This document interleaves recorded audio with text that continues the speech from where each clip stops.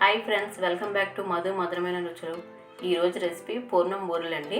పూర్ణం బూరెలు ఎలా ఈజీగా చేసుకోవాలో చేసి చూపిస్తానండి. Traditional sweet recipe. కొంతమంది పూర్ణాలు అంటారు, కొంతమంది బూరెలు అంటారు.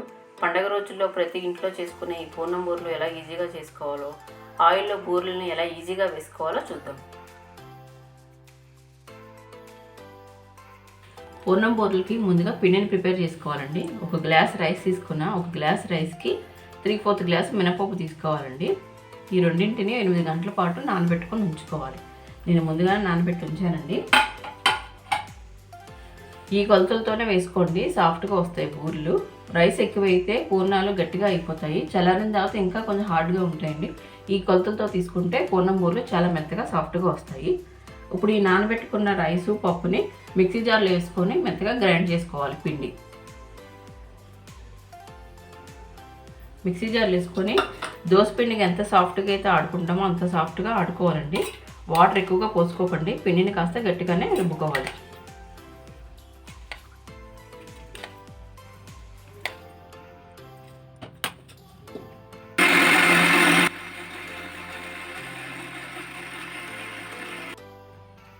పిండి గ్రైండ్ చేసుకోవడం అయిపోయిందండి.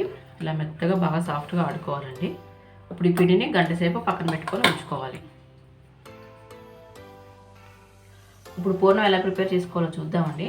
ఒక గ్లాస్ బియ్యానికి ఒక గ్లాస్ పచ్చిశనగపప్పు తీసుకోవాలండి. పచ్చిశనగపప్పుని ముందు శుభ్రంగా వాష్ చేసి పెట్టుకోవాలి. పప్పు కడుక్కున్నానండి. ఇప్పుడు ఒక గ్లాస్ పప్పుకి 2 గ్లాసులు వాటర్ పోసుకోవాలి. కుక్కర్ మూత పెట్టుకొని 2 లేదా 3 విజిల్స్ పెట్టుకోవాలండి. పచ్చిశనగపప్పు మెత్తగా సాఫ్ట్గా ఉడికించుకోవాలి.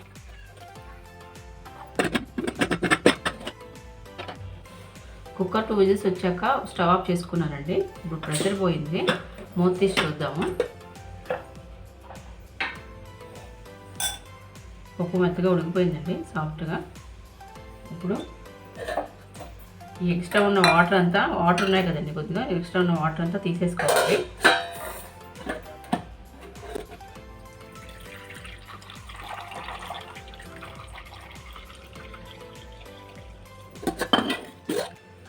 ఇప్పుడు ఈ పప్పుని పప్పు గుత్తుతోటి మెత్తగా మెదుపుకోవాలండి, లేదా మిక్సీ జార్లో వేసుకొని మెత్తగా పేస్ట్ చేసి పెట్టుకోవాలి. పప్పుని మెత్తగా సాఫ్ట్గా మెదుపుకోవాలండి.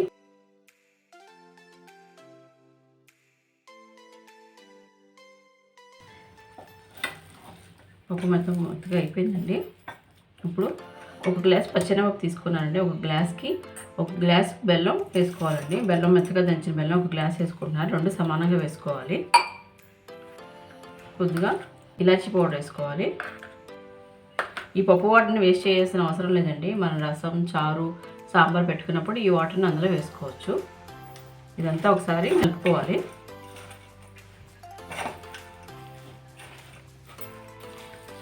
అంతా బాగా కలిసిందండి.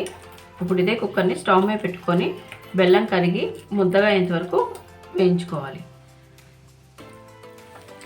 స్టవ్ మీద పెట్టుకున్నాక కరిగించుకోవాలండి. బెల్లాన్ని కలుపుతూ ఉండాలి, లేదంటే అడుగంటిపోతుంది.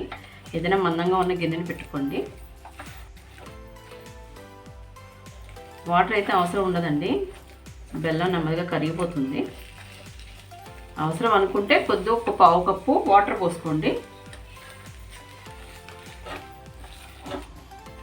బెల్లం కరిగి కాస్త లూజ్ అయిందండి. పూర్ణం అంతా దగ్గరికి వచ్చేంత వరకు ఉడికించుకోవాలి. మధ్య మధ్యలో కలుపుతూ ఉండండి, అడుగంటుకున్నాను.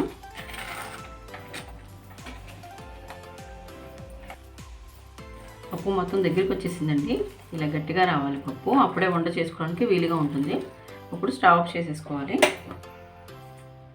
ఇప్పుడు కొద్దిగా 2 స్పూన్లు గీ వేసుకోవాలండి. అంతా బాగా కలుపుకోవాలండి. ఇప్పుడు ఈ టైంలో బెల్లం ఒకసారి టేస్ట్ చూసుకోండి, సరిపోతే కొద్దిగా యాడ్ చేసుకోండి. అదే పండగ టైంలో దేవుడికి నైవేద్యంగా పెట్టాలనుకుంటే ఈ బూరెలు మనం టేస్ట్ చేయలేం కదండి. అప్పుడు ఆ టైంలో 1 గ్లాస్ పచ్చెనపప్పు, 1 గ్లాసు బెల్లం వేసుకుంటే సరిగ్గా టేస్ట్ బాగా కుదురుతుంది. స్వీట్ కరెక్ట్గా సరిపోతుంది. ఇప్పుడు ఈ పూర్ణాన్ని చల్లారబెట్టుకుందాం. పూర్ణం చల్లారిపోయిందండి. ఇప్పుడు బాల్స్ చేసుకుందాము.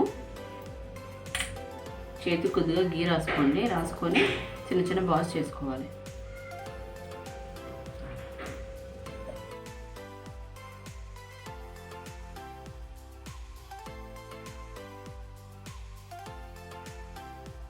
బాల్స్ చేసుకొని అయిపోయిందండి.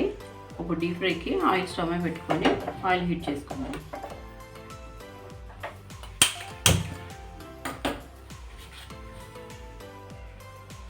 ఆయిల్ హీట్ అయ్యేలోపు ముందుగా రుబ్బ పెట్టుకున్నాం కదండి పిండి, ఈ పిండిని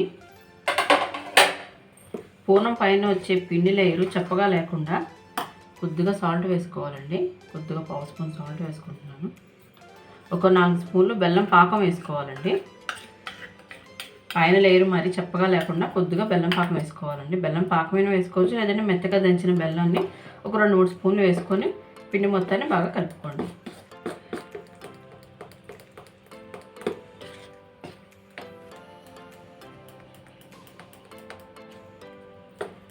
పాకం మరీ ఎక్కువగా వేసుకోకూడదండి. వేసుకుంటే పూర్ణాలు వేగకుండానే నల్లగా వచ్చేస్తాయి. కొద్దిగా సరిపడా 2-3 స్పూన్లు వేసుకుంటే సరిపోతుంది.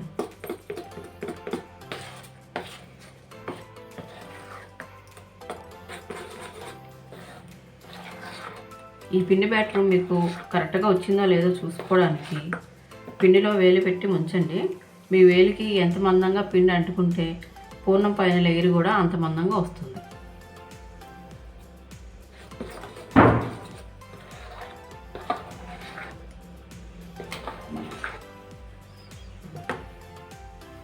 ఆయిల్ హీట్ అయిందండి. పిండిని కొద్దిగా తీసుకొని ఆయిల్లో వేసుకోండి.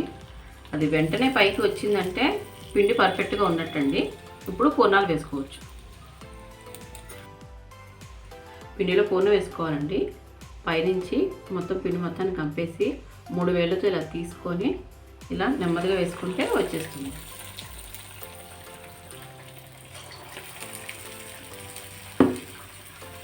ఫస్ట్ టైం వేసేవాళ్ళు 2-3 మాత్రం వేసుకొని నెమ్మదిగా జాగ్రత్తగా వేయించుకోండి. కొద్దిగా వేగిన తర్వాత మాత్రమే కదపండి.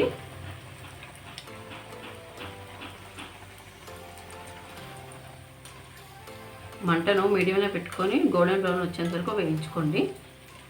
ఈ పూర్ణాలు 2 రోజులు నిల్వ ఉంటాయండి. ఈ పూర్ణాలు ఫెస్టివల్స్ చేసుకోవచ్చు, ఇంట్లో ఏదైనా అకేషన్ వచ్చినప్పుడు చేసుకోవచ్చు, దేవుడికి నైవేద్యంగా కూడా పెట్టుకోవచ్చు.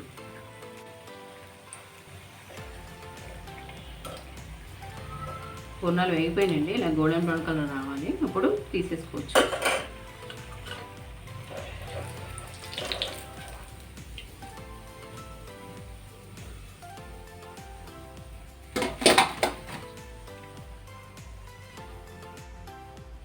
ఫస్ట్ టైం పూర్ణాలు వేసే వాళ్ళకి పిండిలో పూర్ణం ముద్దని వేసుకోండి. పప్పుని ఇలా వేసుకొని ఇలా పోరుకు తీసుకోండి. ఏదైనా పోరుకు తీసుకొని పూర్ణాలు ఇలా పైకి తీసుకొని ఎక్స్ట్రా ఉన్న పిండిని ఇలా గిన్నెకి తుడిచేసి నెమ్మదిగా ఆయిల్లో వేసుకోవచ్చు. ఈజీగా వచ్చేస్తాయి.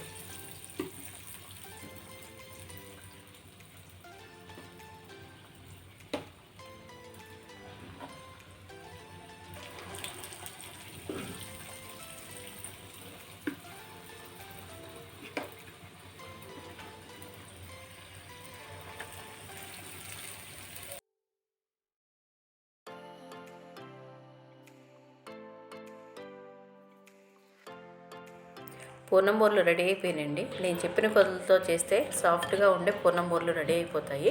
మీరు ట్రై చేయండి.